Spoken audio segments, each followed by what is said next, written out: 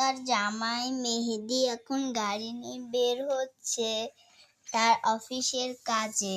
আর এখানে সবাই ঘুমাচ্ছে, সঞ্জিতাও একটু শুয়েছিল, এখন সে আবার নেমে গেল, নেমে গিয়ে তার সব এগুলি করলো, ময়লা হয়ে গেছে দেখে তার বাচ্চাকে ডাক দিল, মিষ্টি মা উঠো তো, মিষ্টি উঠো উঠো, মিষ্টি উঠো, এই মিষ্টি উঠো, মিষ্টি দুষ্টু মা আমার উঠো উঠো উঠো, তাড়াতাড়ি উঠো।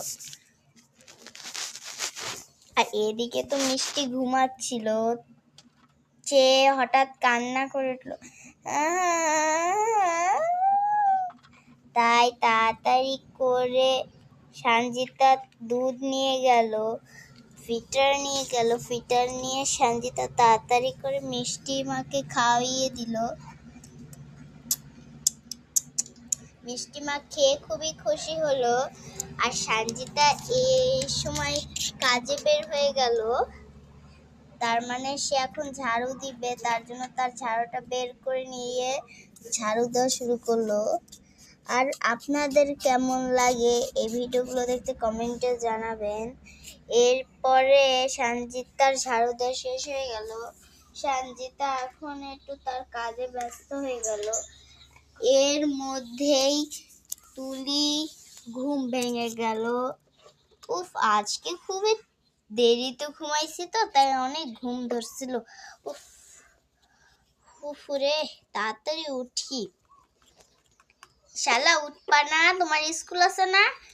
এই যে দেখেন তুলি চুলগুলো কিন্তু অনেক সুন্দর, ছোট, তাই কি হয়েছে, এই যে তুলি এত ছোট বয়সে বিয়ে দেয়নি, ওর বয়স হলো 20 বছর, আর হলো জামার বয়স হলো 22 বছর, মিলে আছে।